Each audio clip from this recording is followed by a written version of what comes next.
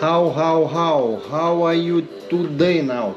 Nu ką, toks pastebėjimas, šiandien turėjau treniruotę baseine, jau nepagailėjau 7 eurų, jau žmonės sako, kad labai skubs esu, tai dabar jau negailėsiu savo. Žodžiu, nusipirkau viską, ką reikia, nuėjau, sumokėjau 7 eurus, nu ir žodžiu, plaukiau.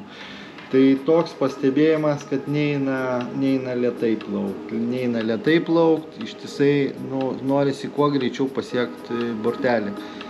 Ir varau, atrodo jau stengiuosi kuo lėčiau, vis tiek norisi greičiau. Tai toks psichologinis barjeras yra. Stengiuosi jį išgyvendinti, jau šį kartą nuplaukiau virš 700 metrų, gal netgi ir visus 800. Pasiėmiau valandą, tai gaunasi, dar galėjau, paklausiau išeidamas, kiek galima vėluoti, sakė 10 minučių, tai būčiau spėjęs dar nuplauk dar 200 metrų, tą kilometrą. Aš įsivaizduoju, kad aš per valandą nuo įėjimo iki išėjimo man užtruks valanda ir aš nuplauksiu kilometrą. Tai žodžiu, taip gaunasi, kad neišeina lėtai plaukti. Plaukiu per greitai, greit pavargstu ir